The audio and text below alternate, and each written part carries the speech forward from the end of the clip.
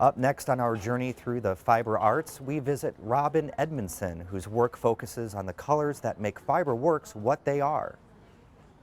I needed a little break from academics, and we decided to buy this place, and we got here 40 acres, and we went to the fiber event, and they sold sheep there, and we said, we've got 40 acres, we'll buy sheep. And then I had all of this white wool, and white wool is boring. And so I like to try new things, so I got a book, and I took a class, and I started putting color on our sheep wool, and then I started putting more color on it. But unlike most who are exploring a new hobby, Robin's scientific background directed her approach.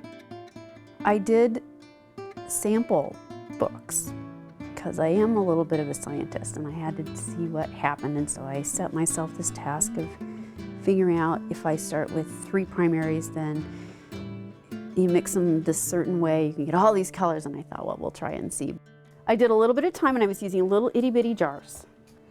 And I had my little jars, and I was stirring them with little bamboo skewers, and yeah, but when I was done, look at this collection, and this taught me how to mix colors. In a way, Robin had written the book on dyeing wool and had a complete catalog of colors. So it was on to the next challenge. Somebody asked me, do you dye cotton? And I said, well, no, I've never tried that. So I thought, I don't know how to do that, I should learn how to do that. So I got a book, and I learned how to dye cotton. And Robin repeated the process of creating a color book. And by the time I was done, I knew how to dye cotton. And then people liked the cotton. All of us who do this kind of thing have had people who've come up to us in a booth and said, you know, you can buy yarn at Walmart. That's not the point. I love it when somebody comes into the booth and says, oh, that's just so pretty. Or even better yet, they say, oh gosh, wouldn't that be pretty for a sweater? I want to wear that color. What I have to do, I have to think in a way that allows them to take things one step further. That thinking process is important. Where colors fall in a finished work can determine the difference between an ugly sock and a pretty one. Exactly. And of course, there's choosing the right colors. When I'm really stuck and I want to do something new, I just open my notebook and think, I love that.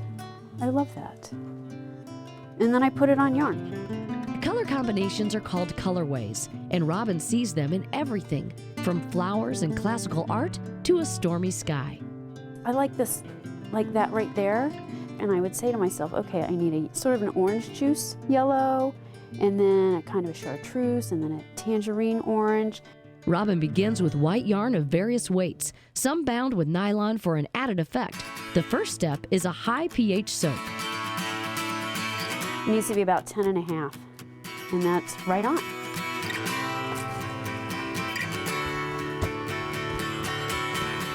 Okay, so I'm gonna start with the deep yellow. I love this color.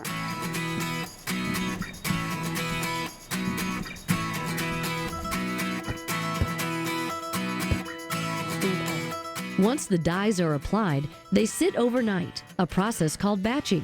The next step is a 3-stage rinse. So rinsing is a very important step. Otherwise, when you're wearing something that's been dyed in the rain, it would bleed all over you. And people generally don't like that. And I just do 1 spin cycle, no agitation, and then I hang it up on my rack to dry. Then when it's all dry, we skein it up, and it's ready to price and go to a show and be in somebody's project. Robin spins, weaves, and explores other areas of the fiber arts, but the appeal of color work continues to dominate. Color is a little bit like music in that, you know, there are natural musicians, and there are people who just sing, or there are people who just play, and they just get it. Well, I think that there are people who behave a little bit the same way with color. Color becomes a part of who they are, the way music becomes a part of who a musician is.